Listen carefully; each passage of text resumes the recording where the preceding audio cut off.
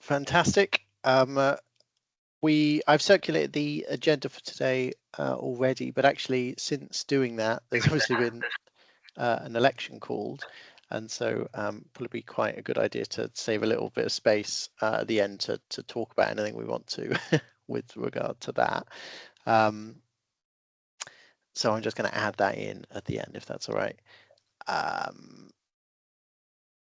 We do minutes for these meetings. We also record them, so I'm not quite. The minutes may not be that helpful, right? Because you can just actually watch it back. But I'm going to keep doing it because it's a helpful, helpful exercise to go through. Did people have a look at the? In fact, maybe I didn't attach the minutes. They're online. I don't think I attached them to the agenda, did I? So you won't necessarily have seen them. But if anyone has read them, are there any issues from them that anyone has noticed? I'm assuming not, so that's fine. So we'll just go through matters arising first. So I've just got a few things we touched on last time that there's a follow-up for. So we held an event for Yorkshire Sustainability Festival, which some of you may recall. This was last week, I think. It was relatively well attended, and it was an interesting thing to do. It's Yorkshire Sustainability Festival, which used to be Yorkshire Sustainability Week. Is sort of for businesses. It's a paid-for event that people attend. Actually, spend quite a lot of money to attend, and we managed to wangle a free workshop out of it, so we didn't have to pay anything and got to speak to these people. So the message was relatively simple. It was it was essentially talk to your workers, recognise unions, and talk to them about just transition, which did seem to go down well with the people in the room, and so that's a positive thing. We had obviously I spoke, and then we had Tony Gosling, who's I think spoken to this group before, community organizer in British Steel, Joe Cutter, who's here, and also Helen Gratian, who's from Wakefield Council and a sort of friend of the movement. We also advertised a load of other events in the last session here, including with banners held high, which I think probably something you definitely went to. That seemed to go well. It was very well attended this year, and we had good weather for it. And I think there were some great conversations out of that.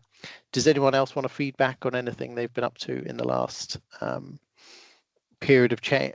Period, I suppose, specifically with banners held high, or any other events that they feel would be useful to share with the group? Well, there's obviously the Durham Miners Gala coming up. Yeah.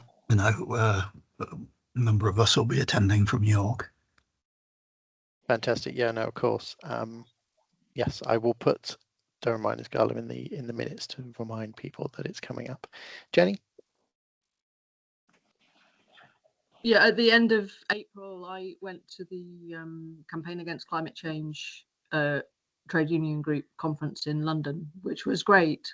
And I haven't got prepared a kind of like full report of it, but it was a really good day. And also previous to that, I'd been to a War on Want conference in London as well, which was also really inspiring. So two different events, both kind of, you know, overlapping but covering a lot of ground. So yeah, they're very good networks, I think, to be linked into in terms of climate and climate justice in unions as well. Recommend them to people as other wider networks to get involved in. Definitely, yeah. As national events, they're very helpful.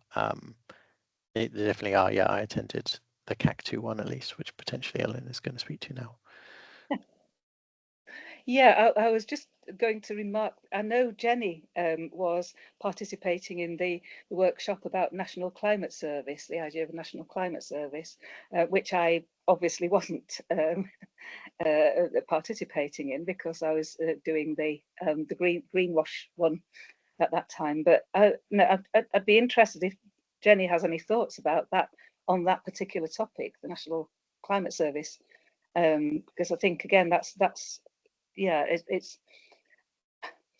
I think I'm very much thinking, how do we? Yes, these are national events, but yeah, how do we actually, if we're going to have genuine movement on just transition, we've got to move out of the individual workplace kind of, that's really, really important in itself. But how do we actually scale up to the national? How do we actually use our local work to what's the word? Well, to build capacity in the movement generally, because I think that's where I'm personally really, really struggling. Yeah, I'm involved in the CAP2 stuff, and that's and that's great. And then you come back and you're you go to your trades council meeting, for example. I mean, my branch is great because I'm in a Unite Community branch, which is always very, very political. But it's difficult. It's difficult making the links because like local people can think, well, what's the big stuff got to do with me? Yeah, so that's one of the things. I think we have to give thought to identifying the kind of unifying campaigns that can make people realize that the national movement is relevant to them in their workplaces and in their localities. And I'm feeling very stuck with that at the moment. Maybe that's just my personal situation. I'm sure it's not your personal situation. It's a genuine general issue, I think. I mean, I can say a bit more about that workshop at some stage if that's helpful. But do you want me to do it now or? Well, what I thought we'd do, so I mean, we just covered Matters Rising, but then I thought it'd be helpful to kind of go around, and so maybe that's the extent of it. But maybe we go around and sort of introduce ourselves because we've got a few new people in the room here, and then we can sort of talk about any particular focus that you're thinking about at the moment, or any particular work that you're already on or want to be on. So if we kind of go around, so I mean, I guess everyone knows me, but I'm Sam Perry, Green Bargaining Officer, Yorkshire Number TZ. So what am I working on at the moment? Various things, trying to get unions involved in green activities. So we're putting on, which I'll talk about later, this Leveraging Green program for trade unionists, organisers who aren't necessarily thinking about climate change, to sort of give them the opportunities to appreciate that green organising is something that actually expands what they're doing, doesn't kind of limit it or put them in a niche. And then we're also developing a green reps course later in the year, which will be in September. I think we'll actually run it in December actually, but developing it just before that, which is quite interesting. So maybe we just kind of go around the room. Dave? Yeah, local Labour Party and the Trades Council in York. I'm the Trades Council's liaison officer. I'm also on the York Climate Change Commission's Future Economy group with Sam, and I'm on the City Council, and I'm the Labour Party York's policy officer. Thanks, Dave. Busy. Lucy?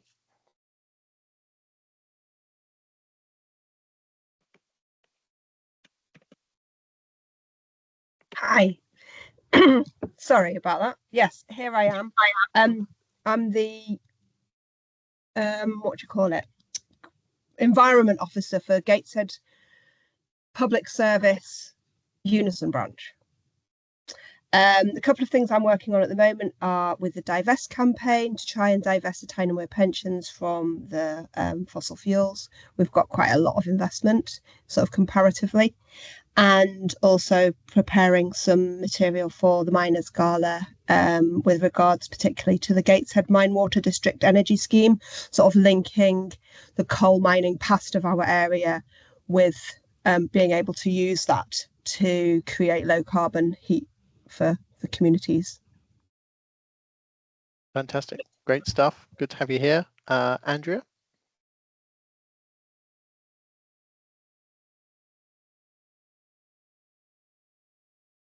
Hi, I'm currently new. Well, I'm not new. I've just come back to work part of EDF Energy Northern Branch. So I was just here to maybe get to know everybody and find out what it's all about. Sure. Great stuff. Are you already? I mean, obviously EDF has a has an obvious link here. Are you a green rep already, or I'm is a that health and something safety officer. Right. I'm the Okay. company's the Unison's health and safety officer within the company. So that's something I'm starting to move over to within my role with the green reps as well. Great stuff. Ian? Hiya, Ian. So I work in community mental health trust in Newcastle. We're a green rep, BAOT rep, also mainly involved in kind of helping the trust push the trust towards kind of green objectives and keeping it on the table and that discussion happening. Great stuff. John? Hi everyone, my name's John, Unison Branch Chair at Leeds Teaching Hospitals. Not working on any massive green projects at the moment, I'm afraid, but always got my eyes and ears open in the hospital. There is quite good work going on in the hospital. There's a sustainability manager who does quite a lot we do link in with, but nothing particular at the moment. Thank you. Pauline is next on my screen. Hi there. Hi, I'm Pauline Lawson. I'm a joint health and safety officer along with Andrea at EDF Energy Doxford for Unison Northern Energy. We've kind of been asked by the company really for our building just to look a bit more into getting the staff, a little bit like what Alan was saying earlier. It's how to bring that down to the staff that you work with. So here to get ideas and definitely want to do the green reps course. I know it got cancelled this time, but hopefully both myself and Andrew will be able to go on that next time. Thanks. Yeah, so that references to, we were going to run a Northeast or Northern TUC Green Reps course, which didn't unfortunately get the sign up needed, and so it was cancelled. Jenny? Yeah, I'm in a community youth and not-for-profit branch of Unite in Sheffield, and a delegate to the Trades Council there. I'm also environment officer, and what I'm trying to do there, what we organise in lots of different small workplaces in the community sector, and I'm trying to get members in those workplaces to actually be interested in being a green rep, or possibly being a learning rep with a kind of green focus, because that's kind of generally a better supported kind of role. And I'm also trying to revive the Unite Area Activist Committee for South Yorkshire, which I think could be a really useful kind of cross-sectoral forum, but at the moment it's kind of dead on its feet and horrible. So yeah, various things, and involved in the grassroots climate caucus within Unite. So that's a kind of online thing, but trying to sort of share experience and share campaigns through that. Great stuff. Yeah, no, I would definitely recommend the climate caucus if anyone's not already involved in that and are in Unite. Thanks, Jenny. Ellen, if you can summarise what you're up to. All right.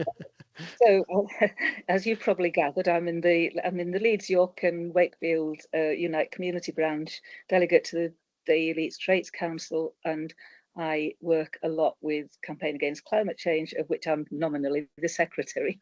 And I was a bit sort of hesitant at saying that, because it is kind of a nominal role. Basically, I do you know, write papers and leaflets and stuff, but and so can anybody.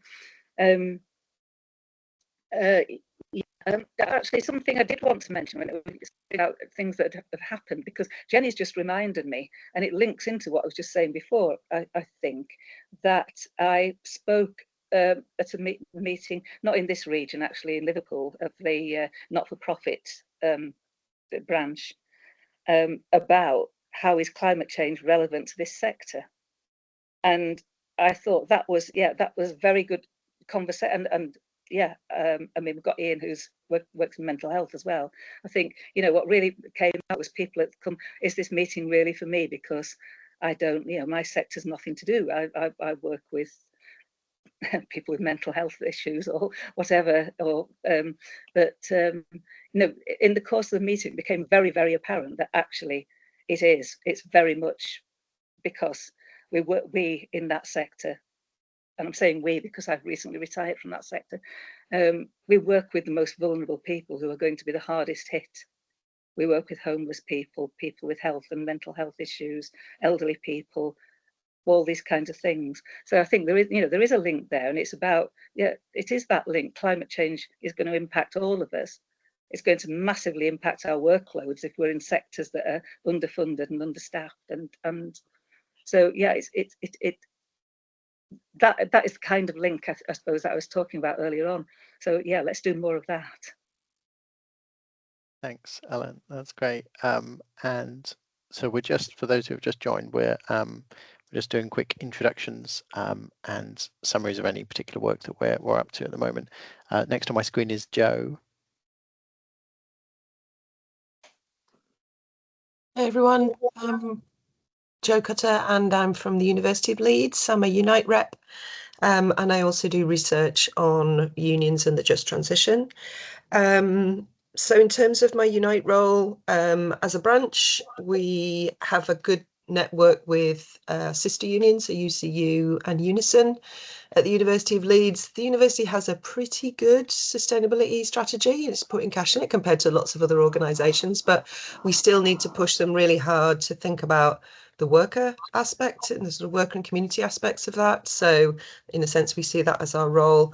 The university, as a result of that, university has actually set up a just transition sort of, I can't remember what fancy name they've given it, but they have at least taken that on board. So we'd see that as a bit of a win, but they still don't see the unions as the key people that they would need to sort of negotiate and engage with that. So that's work in progress.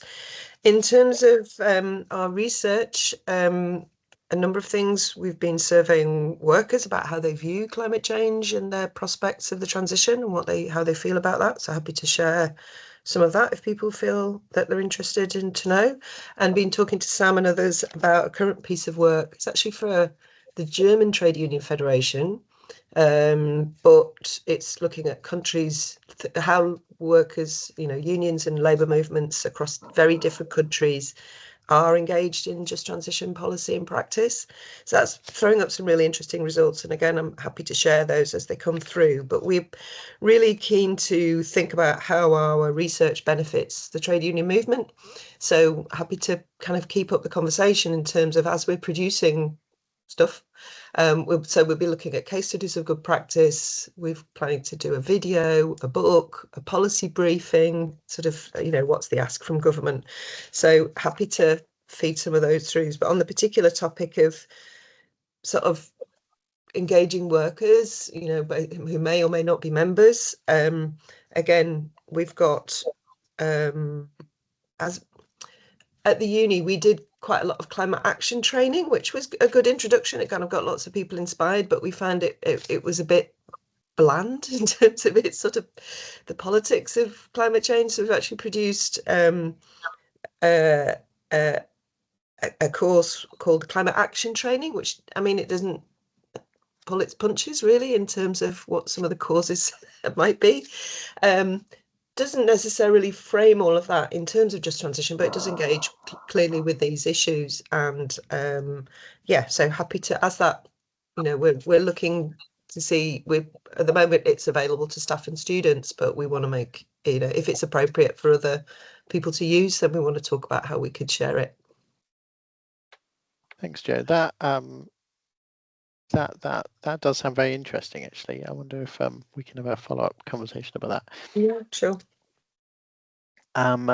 Next on my screen, we've got Rakesh. So we're just quickly introducing ourselves and any work that we're up to in the green just transition sphere at the moment. Do you hear me? Yeah.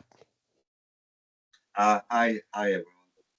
So I'm part of I'm a green rep for my branch. I'm very new to it. I've just come along. Like you're not to kind of decide on my work stream. Oh, it's breaking up a little bit. I don't know if it is for other people as well. Maybe I don't know. I never know how to solve that if that's the problem. Maybe if you could be closer to the mic, maybe that's helping. Yeah, is that work? Yeah, I never have a problem with Zoom, but well for me. But yeah, just here for to listen to you all, see how I can do my work. Okay, thanks. Yeah, unfortunately, it did break up a little bit, but thanks for being here. We did briefly have Dave, but he's dropped off, so he can introduce himself if he comes back in. That's really helpful. Thanks for everyone doing that. Next bit here is, I think it's really helpful to know who we've got in the room, and some will notice that we've got some people from outside of Yorkshire, which is okay, in the room. It's okay, they've been invited. In the TUC region is changing. So we're at the moment we're Yorkshire and Humber, and then there's a separate northern region. We will be merging into northern Yorkshire and Humber region at some point, probably next year. Ahead of that, we did think, well, maybe there's no particular reason this has to be regionally specific. So we could invite people from further afield. We have done that this time. Would people be, but we haven't advertised this widely in what's going to be the northeast region, or northeast area of the country. Does anyone have any particular objections to widening that out? I think it's a good thing to get as many people involved as possible, and a lot of obviously our issues are not regionally specific, but kind of cover that. So I think from next time we will widen this out and do a bit of advertising to get more people involved. We'll move on to kind of some of our presentations here. So we were hoping to have Graham Peterson, who many of you may already know. But he doesn't seem to be here. So we'll move straight on to the second presentation, which, and I'll maybe summarize what Graham was hopefully going to say later. So we've got Miranda here, who just didn't introduce herself because she's she's not a member of the group, but a guest here. She's from Heat Strike. I wonder if you want to introduce yourself and let us know about that campaign and potentially how we can help in our region or in our branches. Thanks so much, Sam. Thanks for having me. And apologies, I'm a bit hot and sweaty. So yeah, apologies for that. It's very hot where I am. Yeah, it's great to be here. I have, some of you have heard this spiel before, so apologies if this is like the second or maybe even third time you're hearing it. Ellen, I think you've definitely heard it quite a lot of times now. But yeah, so I'm here from a very new organisation called Rapid Response Unit. So Rapid Response Unit was set up by a group of us who were part of Extinction Rebellion in the past, and it was set up based on an observation that often groups and organisations and movements, campaigners can't make the most of moments that really galvanise like public attention and press attention, because we're always too focused on like our long-term campaigning goals. The idea of rapid response unit is to prepare responses to things that we predict might sort of suddenly kind of blow up, so that there's something ready to go in those moments. So we've only so from that we developed the heat strike campaign and the heat strike plan, which has kind of become, you know, the main the only thing we're really working on. So it's kind of almost replaced the idea really of these rapid responses, which is we have this one campaign which is heat strike now. So the idea of heat strike is it's a response to extreme heat in the UK. So we noticed when we were part of XR that we would get so much more sort of public attention. We'd get so many more people coming to our open calls, wanting to engage in our actions when there was extreme heat in the UK. Suddenly, when people could feel the climate crisis and they could feel it in a very uncomfortable way, you know, being too hot. Suddenly, you know, they felt much more motivated to take action. So the idea of heat strike is that there are different ways for groups and organisations to get involved, and it's particularly designed and tailored for climate groups and unions to work together. So workers, trade unions, and the existing climate movement, because we really noticed that it came out that, you know, it came out of our thinking that, you know, like for our work in Extinction Rebellion, actually the kind of worker piece was very left out of some of that kind of organising, and in fact, like this kind of media narrative of how XR sort of gets in the road, you know, Just Stop Oil as well, gets in the way of workers going to work. The sort of anti-work was very effective, like attack line from the right, really. So we wanted to. We wanted to really put organising energy into like building bridges with the trade union movement, with the green trade union movement as well, and so our plan has various ways to get involved that are tailored towards climate groups and unions. So the plan is that we will wait until there's very hot weather in this country. At the moment we're saying 36 degrees. We're going to look at it. That may be too hot. We may lower it. It will be the trigger point to call the heat strike. And what happens on the heat strike is we say, right, it's too hot to work, it's too hot, and we blame the government for their failure to act on climate for the heat. So the heat is the government's fault for not taking action on climate sooner. And then on the day we call the heat strike, there's 3 ways to opt in, and these are all like local dispersed invitations for like people to organise locally where they are. So there's, for sort of tailored more towards like climate groups, is an invitation to do banner drops that just say heat strike, you know, too hot to work, we're on heat strike, it's too hot, it's the government's fault. So the banner would say heat strike. So we'd have lots of photographs coming in from all over the UK with banner drops saying heat strike. The other invitation is to do community cool hubs, so a bit like Fuel Poverty Action's warm hubs. It's an invitation to sort of set up somewhere cool locally. We've actually been in discussion with Faith for the Climate and Quakers about potentially working with faith, people of faith, to get faith buildings to potentially be cool hubs, offering things like ice cold drinks, or it could just be like a gazebo that someone set up, offering some shade to people as they pass by. And we have, talking to people about the heat strike, about the climate crisis, and we have a flyer that folds into a fan. And then the third way is the way that's really like tailored towards workers, and that is this idea of lunchtime walkouts. So we know we can't call a strike, but we're inviting people to sort of like to do lunchtime walkouts, stand outside the workplace, say heat strike. We had a great suggestion from Claire from Campaign Against Climate Change, kind of ask workers to share how hot it is in their workplaces, so we can be amplifying that. And also we know that productivity drops when it's very hot. So we're suggesting that people go slow at work. I know that's not possible for all workers, obviously. You know, like we're speaking to the FBU. The FBU have passed a motion in support of heat strike. So, you know, firefighters can't go slow at work, but, you know, some of us can. And then we can claim the drop in productivity, the inevitable drop because of the heat, as a win for the campaign. So, you know, you have to go to work, but you don't have, you know, you can go to work and do the minimum because actually it's too hot to be working. And we're also like exploring some things around Section 44 and like health and safety walkouts as well.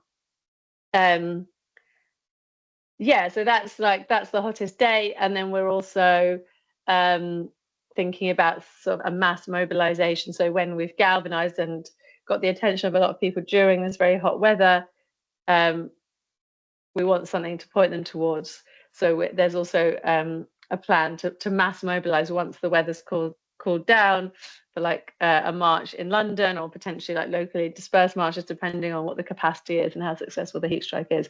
And we know also that, you know, we might get several hot days. So the idea is that we wouldn't necessarily just call this once, we'd call it sort of multiple times, and hopefully it would grow.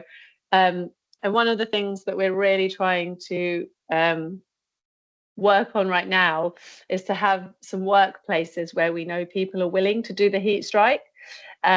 So actually, if there's anyone in this meeting that is in touch with some union reps, or is a union rep in a workplace that might be willing, you know, to do this heat strike, so do a lunchtime walkout, maybe share workplace temperatures, share the story, that would be really helpful. I'll put my email address in the chat if that's okay for that. And yeah, I'm really happy to hear if anyone has any questions or clarifications. That's really great, Miranda. Thanks a lot for introducing us all to that. I think there's obviously a huge potential for this to have some significant impact, and I think the focus on workers and the realization that workers can be involved and can be kind of quite central to this is really important. I do work for the TUC, so yes, we obviously can't call an actual strike on this, or in and of itself, it could be part of a dispute, I suppose. But it is, we can obviously do a lot of sympathetic action, and we can do things at work which are short of a strike. So it's definitely intriguing. Does anyone else have any thoughts there to reflect back on immediately?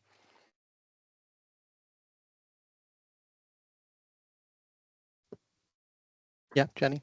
Yeah, I'd be very interested if I like the idea of sharing how hot it is in the workplace. You know, I think that there can be quite powerful things that we do, like sharing that information and showing what scale of problem we have with this. And also, if there are resources such as leaflets that can be, you know, circulated in a workplace to sort of tell people, you know, kind of in a way what their rights are, or what their what their company's doing about it, you know, to actually support people to take localized action, to inform people, to get people more aware of the whys and wherefores of it, and what their yeah, like what their rights are, because as I understand it, there aren't actually a lot of rights, but you know, that's kind of part of the issue, isn't it?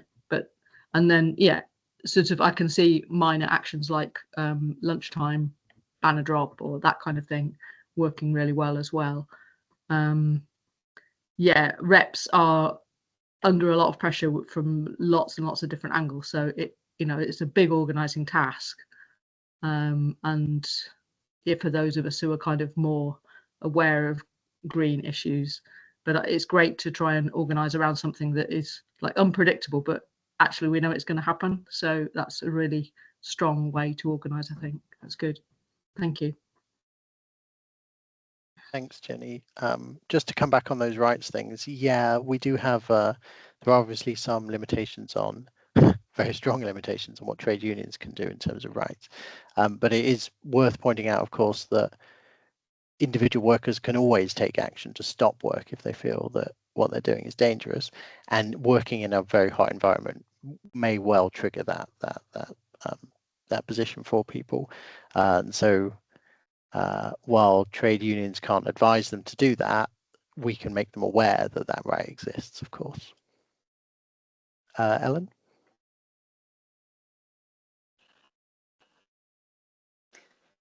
So yeah, I think the two really powerful things about this to me are that, firstly, that it is something that can be it's a very definite bridge between community-based campaigning and social movement-based campaigning and workplace issues, and that the fact that you've got a single thing that people can address in whatever way is suitable to their circumstances, whether it's in the workplace or whether, I don't know, whether they're campaigning on something local or but the other thing is that it actually it links work. It's what I was saying earlier. It links there's something wrong in this, something bad in this workplace, which is, a traditional trade union issue, with the wider thing, and of climate change itself is a trade union issue, because because it's bad for us in the workplace, just like it's bad for us everywhere else, and also that workers have to be involved in creating this transition, and workers have, yes, all right, we've got very restrictive trade union laws, we've got very restrictive laws around what counts as a dispute and what you can take action over and things like that, but nevertheless unions do have some kinds of leverage that social movements struggle to find, because basically, the government controls social movements by ignoring them very largely, because they don't have that kind of leverage.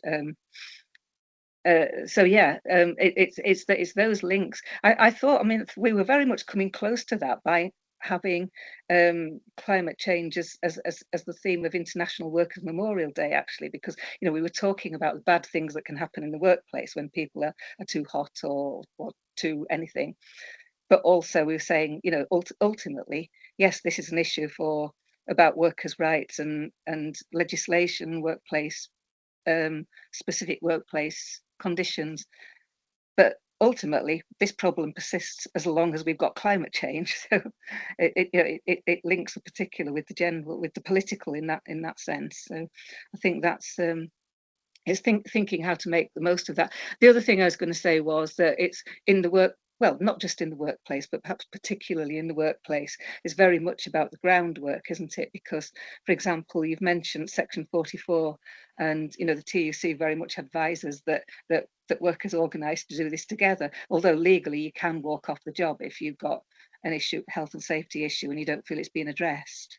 But it's better if you can do it in an organised way as a group, but also the groundwork. It depends on what your employer's like, doesn't it, and what kind of work it is. But actually, the groundwork there is having that conversation with your employer, I suppose, or your manager or whoever, and saying, this is these are things that may happen, and we want to be able to say that people have got the right to either not come to work or have what's the word, mitigated conditions in some way when this happens. Yeah, just one more thing, and this is not a criticism, it's just another thing to think about, that actually, although we do get, like the year before last, we had just that couple of days when it really was off the scale hot, but I guess what's more likely to happen is that we get frequent periods of hot weather that are not that hot. But 36 degrees is, to me, it's a heat wave. If anybody of my generation, the heat wave is 26 degrees, not 36. And the TUC recommendation is that all workplaces should never be over 30, and 27 if it's strenuous work, and that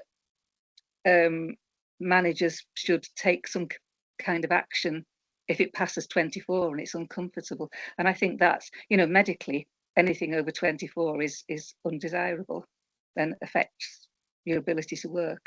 So yeah, just things to think about, not a criticism at all. I think it's great. Thanks, Ellen. I think Lucy's also asked about the temperatures in the chat there, so we'll come back to Miranda to respond. But I think, yeah, we're in a position now where health and safety reps and health and safety thinking or logic can really be a very strong supporter of green action in a place that maybe a few years ago wasn't such an obvious link to make. You know, we've already basically messed this up, right? Climate change is already here, and so it's now a live health and safety problem in the way in the past it was potentially a future health and safety problem. So I think it's interesting that we definitely can make those links immediately, and this campaign does that very well. Miranda, do you want to come back on anything that was said there? Yeah, I mean, in terms of like temperature, we are looking at the thresholds and also kind of considering, having maybe some scenarios, because, last year we had quite a cold, wet, unpleasant summer, but then got extremely, it wasn't extreme heat, but it was extreme for the time of year. I think it was like 32 maybe, but it was in October, or, so like, there are other scenarios as well, where it could be relevant to call the strike. The other thing that I actually forgot to say is that our demands are calling for a plan to tackle the climate crisis from the government, but also a maximum working temperature and a furlough scheme for anyone who's not able to work because it's too hot. But I think the suggestion of a leaflet that explains people's rights is a really good one, and I wonder if there is, who would be, if there'd be someone, I mean, maybe Shelley from the TUC would be good. Like, who would be good to consult with on that? Because obviously we're not experts in that, in the topic of, like, what your rights are regarding health and safety and heat. So if we were going to produce a leaflet like that, do you know who would be good to work with on it? I mean, all of our health and safety reps are clued up on this stuff, so you could approach any of them. They're all great people, but yeah, I mean, Shelley's obviously a good person to start with, and she can point to someone who's organised. I know you're already connected with Shelley, so that's probably a good way to go. Yeah. And it obviously this does tie in quite closely with a lot of what TUC has been talking about with these heat issues that we've had, and our long-standing campaign for a maximum working temperature. And that would be stratified depending on your actual workplace, whether you're outside or inside or strenuous work or whatever. Okay, well, Miranda's added her email address to the chat there. I'll share it in the minutes as well, so anyone can get in touch. Hopefully, we will get a bit of action here. It's a strange thing to prepare for something you don't know is necessarily going to happen in 2 weeks, 4 months, whatever. But it's quite nice in a way, because it gives us the opportunity to put quite a lot of prep in and then just trigger it whenever it's needed. And so definitely something that is easy to organise around in that sense. Jenny, do you want to come in before? There's just one last thing. I just remembered that you said that you part of your campaign was to blame the government, and I was just hoping that could be slightly changed message post-election.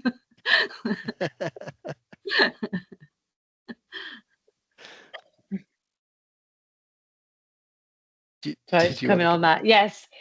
I mean, we did also have some quite nice flyers with Rishi Sunak's name on, which was quite, sad not to be able to use, from last year. Yes, we will need to think about that, because we will have a new government. So, but I think we'll have to tweak that slightly. But yeah, I mean, the demand will still be the same. For a plan to tackle the climate emergency, and it's success. I mean, and it is successive governments. This was an issue when Tony Blair was Prime Minister, right? So the Labour Party are culpable as well. But yeah, we'll give that some thought. Sure, of course. Okay, well, Ian, do you want to come in? Hiya, yeah, just wondering about kind of, is there any kind of example of like good guidelines in terms of what good policy looks like, and practical tips? So when we're sitting down with management, looking at kind of how to support staff in heat waves, is there any kind of nice handout with lots of ideas how to support from a policy kind of managerial kind of side? Or I can just come in from a TUC point of view. Yes, there's a joint protocol on heat waves that was agreed last year by a huge number of unions. That is a very practical document, and it sort of takes you through what should be done, what mitigation should be put in place. So I'd point you to that. I can share that after this Please call. do. Thank you. It's a very useful document, but potentially Miranda wants to come in as well. Yeah, we don't have that, but yeah, I'd love to also get, be signposted to that, Sam, so that we have that to pass, to disseminate as well where relevant. It sounds really useful. Ellen? So thinking, again, going back to what I said at the beginning, I think one of the things that we struggle with in terms of trade union organising around climate change is that cutting emissions involves creating a lot of jobs that don't currently exist.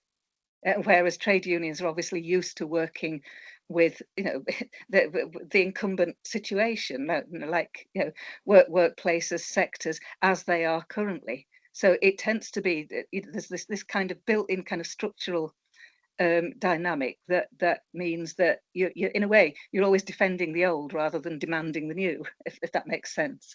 And it's difficult, because who are the people who are going to organise for all the jobs that we need to actually do this? And that takes me back to the booklet that we did in Campaign Against Climate Change Trade Union Group, the building a workforce for the climate emergency. And that's why we framed it in that way, not like help, how do we find work for these people whose sectors are contracting? Well, that is obviously part of it, but how the hell do we get this many, these millions of people trained up and deployed in the right place? The biggest place by a very, very long way is retrofit, buildings retrofit. That's where the millions of jobs are, if it's to be done properly. And this is, retrofitting buildings is going to be necessary in terms of the increasing temperatures. And actually, a lot of the things that are good for cold are also good for excess heat. So, properly insulated building, a building with heat pumps as opposed to a gas boiler, because a heat pump can take heat away as well as bringing it in. These are the longer term things, aren't they? We need a mass retrofit program where every building will be fitted with an appropriate system.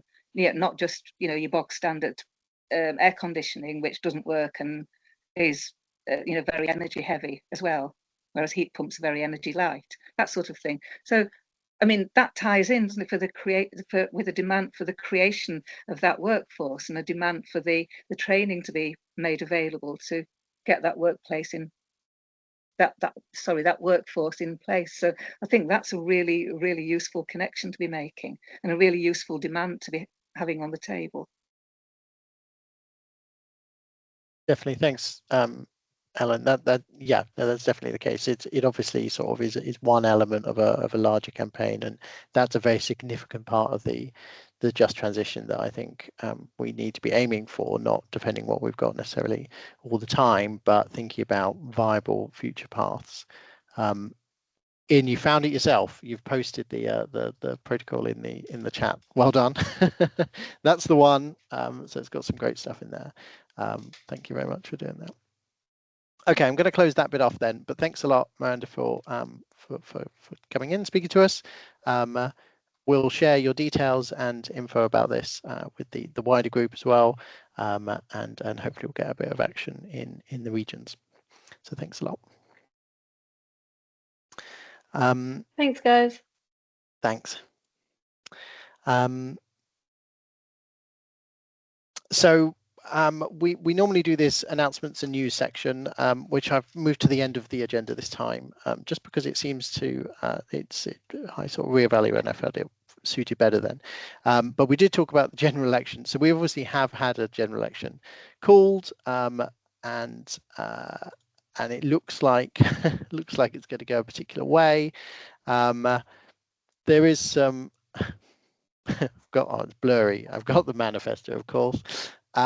There's some interesting stuff in there from Labour. I wondered if, although it's not super detailed, of course, I wonder if we want to hold a bit of space here to reflect on that and whether the issues or our priorities as as trade unionists interested in this agenda are coming through in this debate so far, and whether we think of this as kicking the can down the road or potential for change, or not enough, or whatever our reflections on this are. Just as a forum of interested people, I wondered if we wanted to make any reflections on this situation as we find it.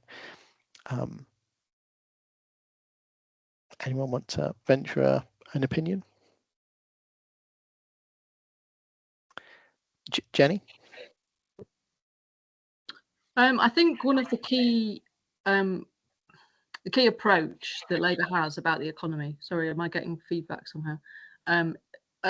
It is about growing the economy, and I think my kind of concern there is really that for the climate emergency, we need to treat the economy, grow the economy in a particular way. We need to grow the right things instead of growing the wrong things, because growth has always led to more fossil fuel use, and in general, when people have more money in their pockets, their carbon footprint increases. So there's a lot to go wrong really with that approach in terms of the climate, unless it's really, really heavily directed to green growth, circular growth, reduction of the things that we need to reduce. So, for example, reduce the use of cars and increase the use of public transport and active travel, such as walking and cycling. And then you might begin to see, a reduced carbon footprint, but more jobs and more wealth and more money circulating. But unless you are prepared to kind of really push the growth in a certain direction, I can see their argument that we're in a very tight economic spot. I don't think anybody's lying about that. It's like it's going to be hard for the government to do it, but I'm just concerned that unrestricted growth in all directions will mainly lead to more fossil fuel use.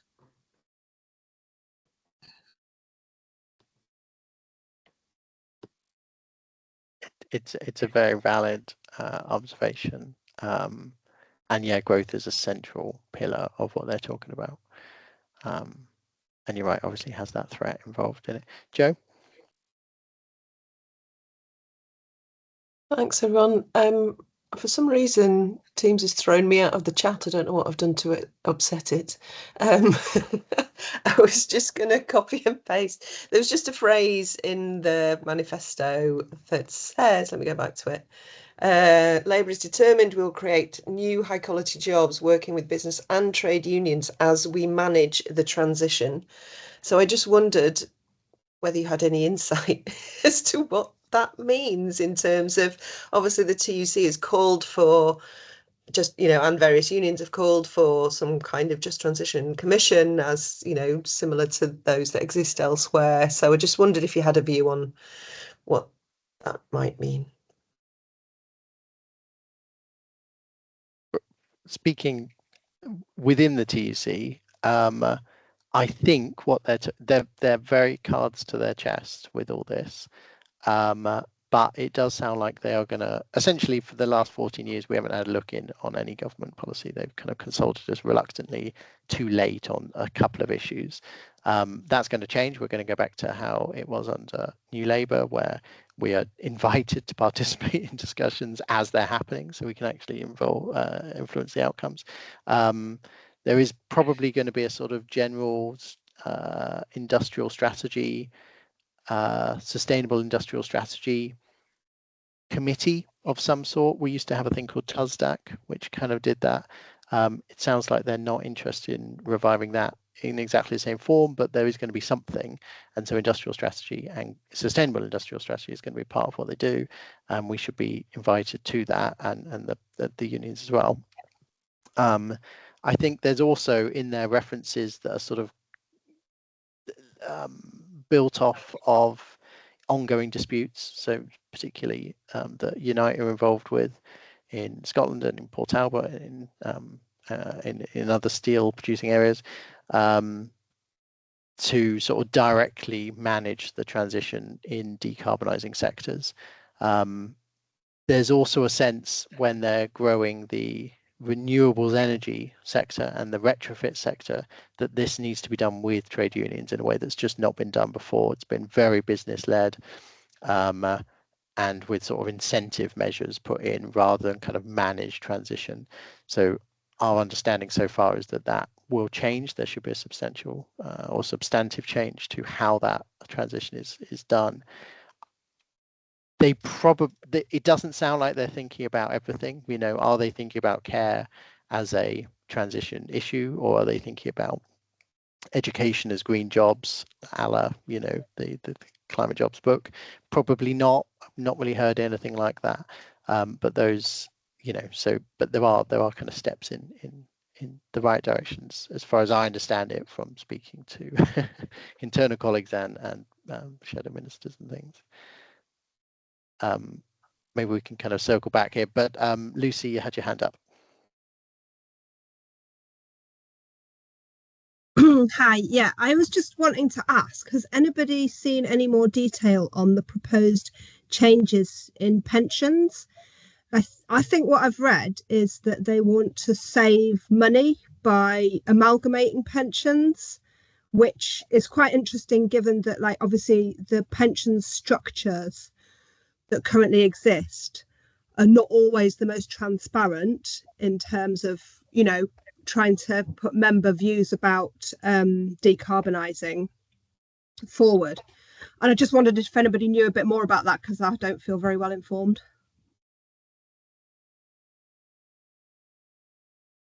I don't know if anyone else has any view here. I have heard local MPs speak positively about the decarbonisation of pensions that unions and others have led on. Further than that, I don't know. I don't know at this point. I don't know if anyone else has a view there. Let's go to Pauline. Hi, it's just obviously, you know, on about with the new Labour and everything, and looking towards the future and how to change people's view on climate change. But I think it really, really needs to start in the school, in the colleges, in the universities, you know, the trained jobs, that on about hydropower, that on about obviously nuclear, there'd be lots of jobs within that. Heating engineers for these new heat pumps. There just isn't, you know, there's plenty of gas safety engineers out there, you know, 10 a penny, but, you know, are they rolling out in the schools and the colleges? It's got, I believe, really, the educational side of it is really, really important, you know, because a lot of people, certainly that I would work with, will just say, well, what's that got to do with me? What's that got to do with my job? Well, it might not have anything to do with your job, but it might have a lot to do with your children and your grandchildren moving forward. So I just think it's got to start from a young age, and put the educational needs of, you know, the jobs that they want the future children to have and moving forward. Just wanted to say that. Thanks, Pauline. That's it's very important. You're entirely right. Obviously, if people can't act on anything they don't know about, and people can't picture a future that they can't imagine, right? So they need to be understanding potential of a green economy and of a green way of doing things to be able to move their career in that direction, and also understand the alternatives if they're already within a job. It's upsetting that it is still a very common response. Well, nothing to do with me. Green isn't my bag. Of course, it is everyone's, because it's everyone's future, and everyone's job and everyone's livelihood is going to change in some, or is already changing in some capacity. But people aren't necessarily seeing that, which is a pity. It's something that we can do through trade union education, of course, but it's obviously something that should be happening wider. I haven't seen much in the manifestos about that, just to keep it on topic, but perhaps Do you think from a union point of view, you know, that we could, you know, put things forward towards, obviously, like you say, we've got a much better relationship with Labour, if Labour do win, which we obviously, I know it's not I think it's going to be a landslide, but you never know. you know, I just think it's got to start from the ground up. Don't you know? You can talk to people till you're blue in the teeth, but if we can educate the kids coming in, and have the educational needs for them that they're going to need to have these jobs, you know, because that's what you want, isn't it? A sustainable future. You want jobs for people, and how to get them and make them so they're not unobtainable. Definitely. I mean, I'm very aware. So NEU have been very strong on this election and what their asks are, and this is an element of that. They came out and sort of saying that only the Green Manifesto was ambitious enough, which there's an argument for, of course. But they've been very strong on that, the teachers. But it is definitely something we should be looking closer at. Joe, did you want to respond?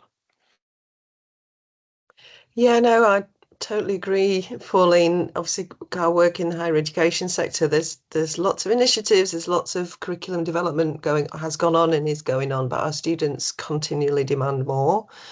And back to a thought, Sam, again, I don't mean to put this on you, but I don't know if there's any news, but one of the things that I know that unions were involved in the Greener Jobs Task Force, I think it was called, which again was much more, shall we say, conservative with a big and small c than the work of that Ellen was referring to earlier, of the sort of the scope of the ambition that should be really driving a much greater upscaling of the training and this, you know, opportunities for people to really focus on work that is green, should we put it that way. As far as I understand it, the Greener Jobs Task Force, which was sort of some unions were invited, and then there were business bodies and the great and the good, did recommend that that curriculum at all levels should be embedded, sustainability should be embedded, but it was not accepted. That was not accepted by the government as a recommendation. Rather, it focused on green jobs in sort of a sectoral level, and there were various groups established around that. Now, given that we're going to have a change in administration, I don't know what's happened to those working groups, as restrictive as they were in focusing on sort of specific sectors and green jobs. But there's this, I think this continues to be this whole bigger issue in terms of skills and training, that there's still this narrative that training should be driven by the employer, but employers say we don't know what green skills we need because the government doesn't provide a framework for a pathway to decarbonisation. So as you said earlier, Sam, everybody's putting the blame on everyone else, but we have a training system that is not fit for purpose. And if there was one ask from the union movement, I really think that there should be much stronger demands that there should be, you know, a real area that connects to industrial policy. Yeah. I would just say as well, just, you know, take the green out of the job. You know, I don't see the need to have green jobs. Why can't we just say jobs for the future? You know, does that put people off? I don't know. But, you know, you could just say future jobs. That's actually, I mean, yeah, I completely agree. Agree. I think if you put in, I think if you put the word green, it pushes it into a niche, or it can appear to push it into a niche. And I think future jobs or future, you know, economy is a better way of doing things. That's what we're calling I mean, Dave will know that our York Climate Commission Green Jobs working group is called the Future Economy Working Group, for that same reason. That just to come back on what Joe said. So the Green Jobs Task Force was set up essentially without union involvement at all. There were 4 working groups covering very specific areas of delivery. They reluctantly accepted trade unions sort of halfway through the process into some of those groups.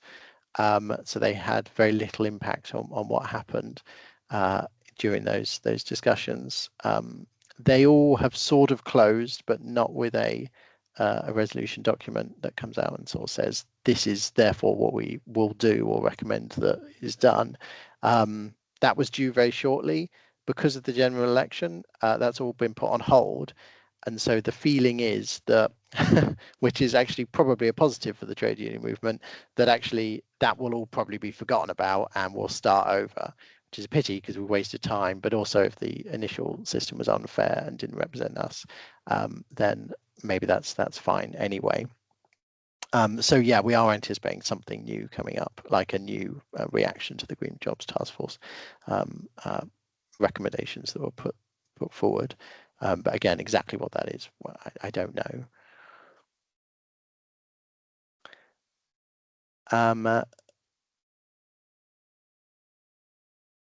Yes, well, it's Jen. So sorry, I've just seen your comment. You're right. Yeah, it's those implementation groups I'm talking about. So yeah, we didn't really. So we did latterly get some. It was on 2 of the 4 we managed to get trade union membership, but sort of too late to make any particular difference. So if we move on to the next bit. So unfortunately, Graham hasn't been able to join us. I'm sure some of you have heard him talk about this stuff before, but Graham Peterson was invited to give a presentation on the trade union clean air network, the Toucan, and they've produced some new guidance on especially indoor pollution and what can be done from a trade union or general organizing position on that. I'll circulate the document that they've come out with recently, but it was Clean Air Day last week, and I think they released a film, or they will be releasing a short film on this, featuring their campaign around Tooting Market, which has astronomically high levels of air pollution.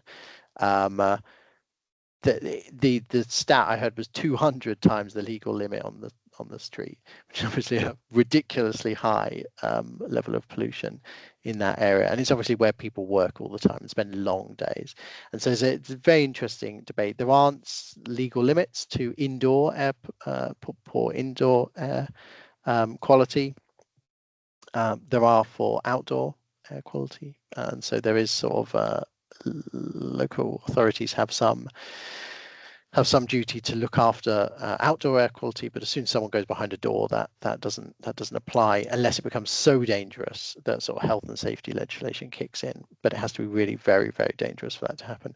There is nicely some new impetus in this, and there's obviously some research going on which they highlight in the documentation, and trade unions are starting to pick up on this more. The Clean Air Network is a really valuable resource hub, as well as a kind of community, which I'd recommend to people on this call. I'll circulate the details for that. I can't talk about it as much detail as Graham will have, but that's, I think, essentially what he was asked to talk about. So I'll just circulate that stuff over after this. I'll just move on to the last bit then. So we tend to do announcements, and these will be in the minutes as well, so you can see the links. But we now send out the Green Jobs Alliance newsletter through this forum, which always a great read because it keeps you up to date on national developments in this area as they pertain to trade unions. They've also sort of pushed a lot more online, so they're now doing blogs, and they've done a Mythbuster series as well. And there is an open invite to anyone who feels that they have something to say on trade union green activity, specifically through the lens of myth busting. So if there's any preconceptions or issues that they come across time and time again, and they'd like to write about, you're very welcome to write for the Green Jobs Alliance. That's an open invite. I can put you in touch with Tahir, who's in charge of this. Tracy, who's in this network, has already agreed to do one of these on flood risk for the movement, which is great stuff. I mentioned earlier that NEU have made a real clear climate angle to their campaign around the general election, which is great to see. Others have as well, other unions, but it's worth looking up their particular asks that they've put through. So I'll circulate the details of those because they're really specific and really, really helpful, I think, to moving this whole green agenda within the trade union movement forward. There are a smattering of new courses available. UCU have a new Bargaining for Green New Deal course listed, which people may want to circulate or sign up for. We will be doing our own one later on in the year as a general thing, and we'll circulate more details of that later in the year. The TC is holding a health and safety of climate change webinar at 2 o'clock on next Wednesday the 3rd. Is that a week tomorrow?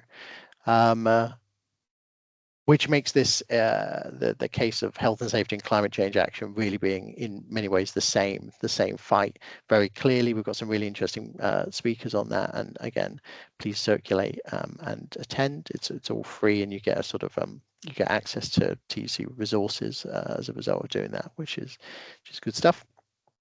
On that same day, on the 3rd of July, MedAct is hosting an online event that I've been told about called From Fuel Poverty to the Just Transition. It's not an explicitly trade union body. It's not a trade union body, but it does link to a lot of what might be useful and interesting for us to be thinking about. It's specifically about just transition within the health and care sector. Very interesting from what I can see, so I'll be signing on, and perhaps others would want to as well.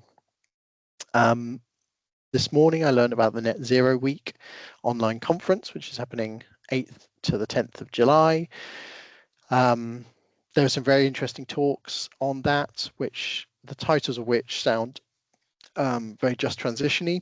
It would be interesting to see, because it is mostly run by businesses, as to whether that is the case, but there's some good education resources there that I just wanted to highlight.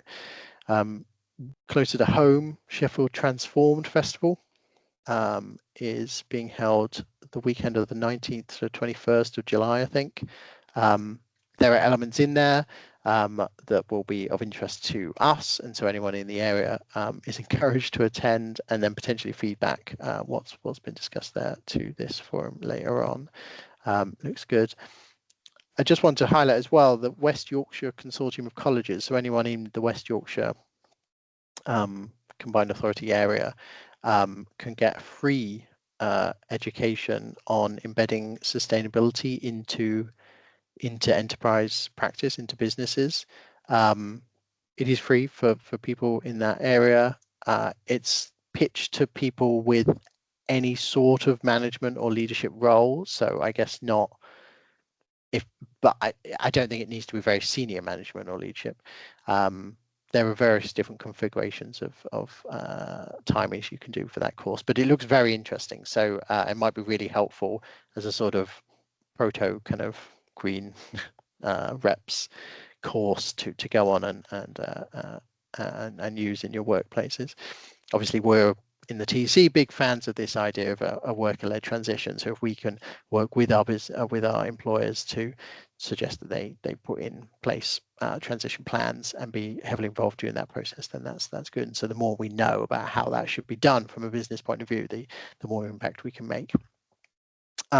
Just a couple more things. I've mentioned that the Leveraging Green program is coming up. So this is there's a program for organisers of any level of interest in green organising so far, to explore with us and with experts in this topic what green means to them, how they can use that in their existing disputes, and also how it can lead and empower unions to take better action in other areas as well.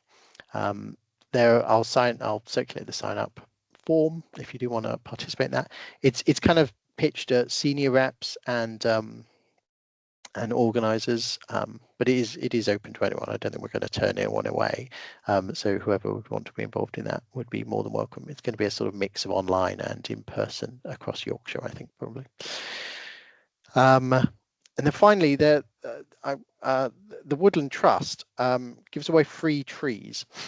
And it's come up in this forum before and in other conversations that unions would love to be able to sort of do something physical to show their support for climate action, and to sort of maybe galvanize support from their colleagues. We did when I was with Unison, we did a sort of tree planting event that was very successful.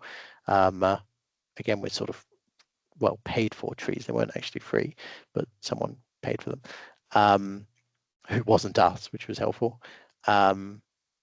Just as a sort of like, this isn't enough, but we're taking this seriously as a union, and more people can come involved, get involved, and join the union to be part of that. So I just wanted to make that people aware of that. If anyone would like to have any trees, then you can get in touch with me, and I've got the guys' details, so we can talk about that. I like the idea of a trade union forest or something, but it would require a lot of land, which different issue, but it's an interesting prospect. So if anyone wants to get in touch, let me know. If anyone else has any announcements, now is the time. Are there any particular events or anything that people would want to highlight, or things that they're doing in the next couple of months that other people may want to be involved with? It will be circulated to the wider community, of course. I'm sure it was mentioned earlier, Sam, it's just Pauline, sorry. Just the Durham Miners Gala is Saturday the 13th. And it's 40 years since the miners' strike. I think it's going to be a big day this year. I'll be there supporting it with my Unison colleagues. But yeah, that is on Saturday the 13th. Of course, yeah, no, I will circulate the details of that, of course. I mean, sure, everyone has them, but it's good to have an extra reminder.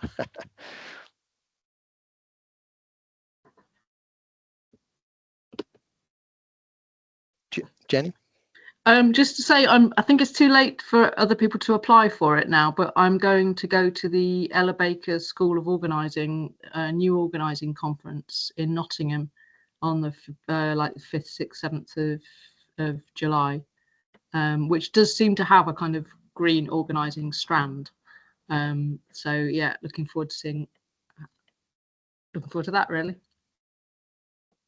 That sounds very interesting. Yeah, I think we definitely like to know about what that does at the next meeting. Okay, brilliant. I'll send the minutes out in the next few days, but if anyone has any announcements or events that they'd like sharing, just send them through to me and I can pass on. Okay, so that takes us to the end. So unless there's any other business anyone wants to raise, anything that they'd like to, Catherine? Or you're on mute, I'm afraid. Sorry for being late, and I'll look up to catch up with the minutes. I didn't catch it before earlier. Thank you very much. That's fine, not at all. Thanks for popping in. The beauty of this being recorded is that, of course, you can watch it back. Well, that would be good. Thank you. Yeah, thank you very much. I'll please share the recording. Thank you. Okay, brilliant. We'll close it up there then. Thanks for everyone for coming and for your helpful contributions. We'll do another one of these in a bit, but as always, stay in touch and do get in touch if there's anything that we can help with from the TC or any connections or networking that we can assist with. Thanks a lot, everyone. Thanks, Sam. Bye, everyone. Thank you, Sam. Bye now. All right. Bye.